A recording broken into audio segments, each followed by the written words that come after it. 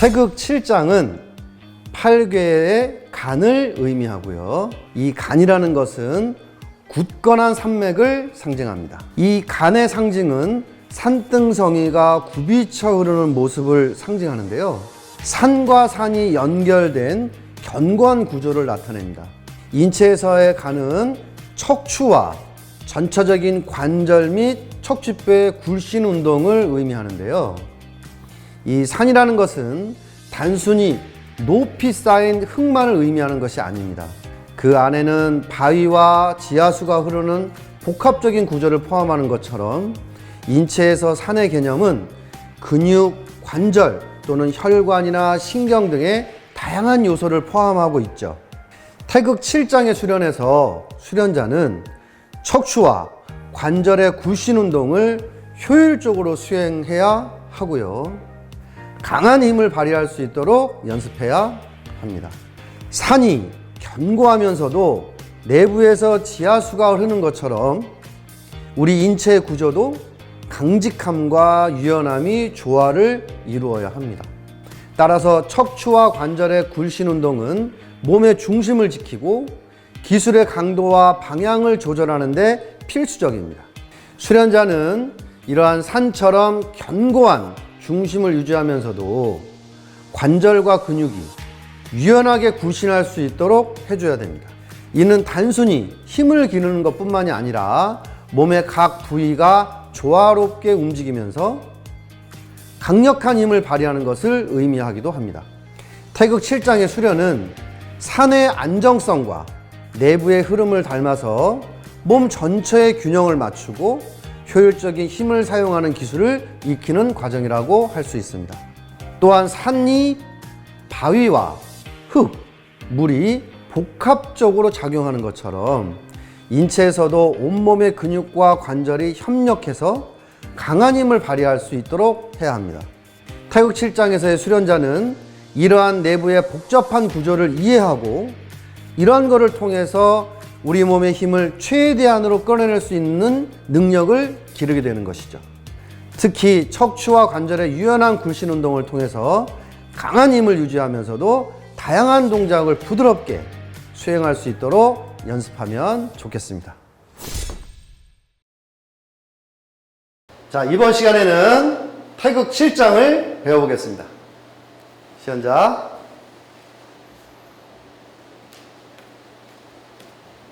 경례. 자, 태극 7장 기본 준비선입니다. 준비.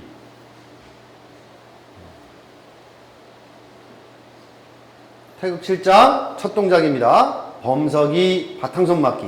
하나. 다음 앞차고 그대로 범석이로 물러딛기를 할 때 몸통 맞기 하겠습니다. 둘. 이어서 하나. 네, 지금 이렇게 범석이로 섰는데요. 범석에 설 때 주의하실 점은 무릎과 무릎 사이가 이렇게 열리지 않도록 안으로 이렇게 모으듯이 하셔야 되고요. 뒷다리에 90에서 100% 중심을 딛고 서셔야 됩니다. 그 다음 뒷발이 이렇게 열리지 않도록 하셔야 하고요. 몸이 앞으로 기울지 않도록 주의해서 몸은 상체는 바로 하고 서는데 아랫배를 몸쪽으로 조금씩 이렇게 당겨서 서듯이 하면 충분히 좀 더 맵시 있고 멋진 동작으로 할 수 있죠. 이어서 불! 네. 다음 아래 손날 거들어 맞기입니다. 하나. 네. 마찬가지 우리 손날 거들어 바깥 맞기에서 이 거든 손의 모양은 그대로 똑같습니다. 네. 시작도 같고요. 끝 모양도 같아요. 그런데 아래를 막았기 때문에 마찬가지 이 손끝은 요 팔꿈치 높이 선상에서 같이 있으면 되겠습니다. 그리고 무릎이 앞으로 이렇게 몰려 들어가지 않도록 약간 두 무릎을 열어 딛는다는 느낌으로 서면 되겠습니다. 이어서 한 번 더. 둘. 네. 일단 허리에 힘을 이용하는 것이 중요한데요. 시연자 한 번만 더 해보겠습니다. 자, 이 상태에서 예비 동작을 할 때, 자, 뒷굽이에서 이번에는 뒷굽이로 내딛기를 하는 과정이죠. 마찬가지 무릎과 발끝은 진행 방향을 향해야 하고요. 예비 과정에서 허리는 이렇게 뒤쪽으로 이렇게 틀어지게 되는 겁니다. 그리고 마지막에 이렇게 밀어딛기를 할 때 두 팔꿈치를 던진다는 느낌으로 동작을 하면 훨씬 더 날카롭고 그 용맹한 모습으로 할 수 있을 거예요.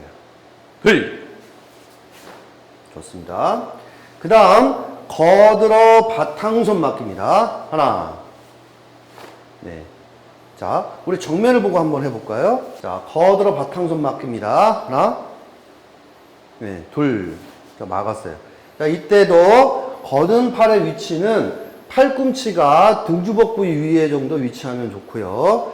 너무 가슴까지 올라가지 않도록 명치 앞에서 이렇게 바탕손이 약간 들어갈 수 있도록 각도를 만들어 주셔야 됩니다. 이렇게 맞게 되면 손가락으로 쳐내는 듯한 모양이 나오거든요. 그래서 이 바탕손 부위로 상대의 손목 부위를 쳐낸다. 그런데 이렇게 잡아당기듯이 하면서 거들어서 맞기를 하면 되겠습니다. 다음 이어서 제자리에서 등주먹 아치입니다. 이때는 허리의 탄력과 반탄력으로 이어서 하는데 몸에서 멀리 떨어지지 않도록 하는 과정에서 안쪽으로 틀고 반대로 다시 틀면서 칠 때 허리 힘을 잘 활용하시면 좋겠습니다. 자, 다음은 거들어 바탕손 맞기입니다. 하나. 네, 좋아요. 자, 거드는 팔을 힘차게 당기면서 막아줘야 됩니다. 그리고 여러분들 우리 손 모양을 잘 보시면 손목의 각도가 살짝 안으로 들어가게 되죠. 왜냐하면 사용 부위가 바탕손이고 쳐내는 부분은 상대의 손목이기 때문에 이렇게 서 있는 모양이 아니라 이렇게 약 30도 정도 이렇게 안으로 틀어진 모양으로 맞게 됩니다. 자, 이어서 등주먹 앞치기입니다. 네. 자, 이 동작을 할 때 전체 팔만 이용하게 되면 중심도 뜨고요. 예. 그 연결성이 부족하게 됩니다. 그래서 허리 힘 이용해서 반대로 틀어질 때 탄력 있게 등주먹 치기를 하면 되겠습니다. 다음 돌아서 거들어 바탕선 맞기. 하나, 둘. 좋습니다. 자, 이 동작을 자, 나를 보고 해볼게요. 지금 그대로. 다음 동작 이제 보주먹 이어갈 텐데요. 자, 다음은 모아서기 보주먹입니다. 하나, 둘, 셋, 넷, 다섯. 이렇게 약 5초 정도 동작을 하는데요. 이때 이제 한 호흡으로 하게 됩니다. 다시 한번 보여드릴게요. 처음에 하나 할 때 두 발은 모아지는 거예요. 모아서기로 설 때 두 손은 자연스럽게 허벅지 앞에 위치하게 됩니다. 하나. 그 다음에 둘 하면 왼손은 아귀손이고요. 오른손은 주먹을 쥔 상태에서 아랫배 앞에서 모아지죠. 그 상태로 숨 마시면서 가슴까지 그대로 끌어올리고 인중 앞쪽으로 올라왔을 때 가볍게 앞에다 놓는 모양. 보주먹을 하면 되겠습니다. 이때 주의하실 것은 손가락 사이가 벌어지면 안 되고요. 그 다음에 손은 이렇게 앞에서 보시다시피 동그랗게 아귀손 모양을 만드는 겁니다. 그래서 이 아귀손 안에 이 주먹이 이렇게 들어가 있는 모양이죠. 그래서 잡으면 안 됩니다. 잡는 것이 아니고 아귀손의 힘과 주먹의 힘 그리고 아랫배의 힘이 각각 같도록 해야 되죠. 그래서 이 과정에서 다시 한 번 더 해볼까요? 보주먹을 하겠습니다. 시작. 자, 호흡을 가다듬고 기를 모아서 정신을 집중시키고 다음 동작을 대비하는 상태. 이러한 상태를 만드는 거죠. 그래서 이 음과 양으로 봤을 때는 왼손을 음이라고 하고 오른손을 양이라고 하는데요. 이 강한 양의 기운을 음의 부드러운 기운이 감싸고 있다. 나의 기운을 이렇게 감싸고 있다. 라는 마음으로 하시면 되겠습니다. 자, 태극 실장에서 또 아주 특징적인 동작이고 멋진 동작이에요. 자, 다시 한 번만 더 해볼까요? 자, 이렇게 한 호흡을 통해서 보주먹을 하는 과정에서 보주먹 하나, 호흡을 가다듬고 기를 모아서 정신을 집중시키면서 다음 동작을 대비하는 상태를 만들어가는 거죠.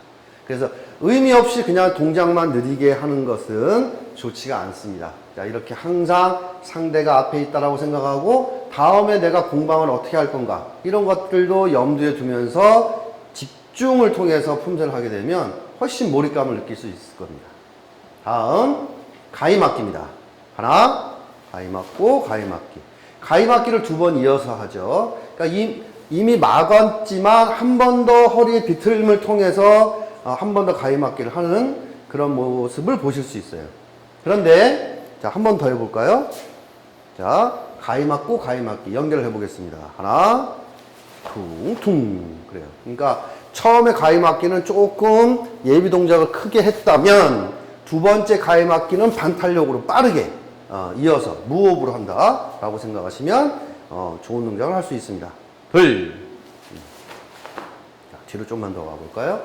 자, 그래서 가위막기를 하는 과정에서 이렇게 두 팔이 떨어지면 어깨만 뻣뻣해지고요. 예, 이런 동작 자 보실 때도 느낌이 어떻습니까? 예, 좋지 않죠. 그래서 허리를 틀어짐과 동시에 두 팔이 이렇게 강하게 스쳐서 실제로 우리가 가위질을 할 때 쓱싹 쓱싹 소리가 나는 것처럼, 그렇죠? 앞날과 순날이 이렇게 교차되면서 물건을 자르는 것처럼 그러한 모양으로 가위막기를 하시면 좋겠습니다. 자, 이어서 돌아서 바깥 팔목 헤쳐막기입니다. 하나. 자, 상대의 이두박근 아시죠? 이렇게 치면 이두박근이고요. 뒤로 치면 요 바깥쪽을 삼두박근이라고 하는데 요 이두박근 사이에 급소가 있어요. 그 부위를 상대가 이렇게 덮쳐오려고 할 때 바깥 팔목으로 쳐내듯이 헤쳐막기를 하면 되겠습니다. 다음 이어서 무릎 올려치기입니다. 둘. 다음 젖혀들기 셋. 네, 다시 해볼게요. 자, 이 과정을 다시 한 번 더 구분 동작으로 설명을 해드리겠습니다. 자, 무릎을 올려치는 거예요. 그러면 여기서 이제 사용 부위는 당연히 무릎이 되겠죠. 그러면 공격 목표는 어디라고 생각해야 될까요? 코? 입? 예, 여러 가지 의견들이 나오는데, 자, 여기서 공격 목표는 이마라고 생각하시면 됩니다. 예, 요 미간 위에 요 인당이라는 급소가 있어요. 그 이마의 한 가운데 부분을 강하게 타격을 받게 되면 사람이 정신을 잃게 되고 기절을 하게 되죠. 그냥 힘이 빠지면서 그냥 푹 쓰러지게 됩니다. 그래서 코나 입을 무릎으로 공격을 하게 되면 코뼈가 부러지거나 이가 부러지고 많은 상해가 날 수가 있습니다. 그래서 상대를 크게 상해를 주지 않고 급소만 공격을 해서 충격을 줌으로써 제압하는 것으로 그런 것을 목표로 삼고 수련을 하는 것이죠. 예, 그래서 무릎 올려치기에서의 공격 목표는 이마 가운데 인당이라는 급소다라는 부분을 꼭 기억하시면 좋겠습니다. 그리고 자, 올려치기 합니다. 둘. 자, 쳤을 때 주먹은 종아리 정도 높이, 그리고 발의 모양은 앞차기 할 때처럼 종아리하고 이 발목 부분이 수직으로 부분을 유지하시면 좋겠어요. 자, 이런 형태로 발목이 뒤로 젖혀서 올라가지 않도록 주의해 주시고, 그 다음 젖혀지르기 들어갑니다. 둘. 네. 다시 조금만 더 뒤로 갈까요? 자, 여기서 젖혀지르기 해보세요. 자, 내 몸을 향해서, 자, 젖혀지르기 합니다. 이러면 몸 가운데 여기는 명치죠. 명치 옆에도 하나, 둘, 셋 급소가 있습니다. 예, 그래서 이 부분을 두 주먹으로 동시에 공격하는 거예요. 그러니까 주먹이 수평이 아니라 주먹 반개 정도 살짝 올라오고요. 간격은 두 주먹 너비가 아니라 주먹 하나 정도 간격을 유지해야 명치 옆에 있는 앞쪽 급소를 공격할 수 있는 거죠. 그래서 팔꿈치가 이렇게 멀리 나가지 않도록 팔꿈치는 몸통 앞에 유치하게 되고요. 자, 이러한 모양이 되게 됩니다. 그러면 자, 어떤 상황일까요? 상대는 이렇게 완전히 최근접거리에 있다는 것을 항상 염두에 두셔야 되는 겁니다. 예. 없지만 가상의 상대가 있기 때문에 항상 이러한 상황을 염두에 두시고 품제를 하시면 정말 실전처럼 하는 그런 느낌을 받을 수 있죠. 자, 이어서 아래 엇걸어 맞기 하고 있습니다. 자, 이제 엇걸어서 막는 건데요. 자, 힘을 빼볼까요? 자, 보통 아래 막기를 하면 한 팔로 막는데 상대가 좀 더 가까운 상태에서 강한 공력이 들어온다 라고 했을 때는 뒷팔이 도와주는 거죠. 이렇게. 그래서 손목을 엇갈리게 되면 자, 이렇게 뚫릴 가능성이 많아요. 그래서 팔목을 이렇게 45도로 엇갈려서 이런 모양으로 손목을 엇갈린 상태에서 팔꿈치를 펴지 마시고요. 팔목을 엇갈리게 되면 팔꿈치가 살짝 굽혀지게 됩니다. 자, 이러한 형태로 엇걸어서 막으면 되겠습니다. 자, 돌아서 한 번 더 보여드릴게요. 헤쳐막기 하나. 자, 뒤로 좀 더 올까요? 무릎 올려치기 둘. 젖혀들기 셋. 네. 여기서는 무릎 올려치기 하고 젖혀들기까지 한 품입니다. 네. 아래 엇걸어 맞기 넷. 좋습니다. 다음 동작은 등주먹 바깥치기입니다. 하나. 자, 이 과정에서 주의하실 부분은 앞구비에서 앞서기로 옮겨 딛는 거거든요. 그런데 발을 여기다가 딛게 되면 중심이 이렇게 뒤로 무너지게 되죠.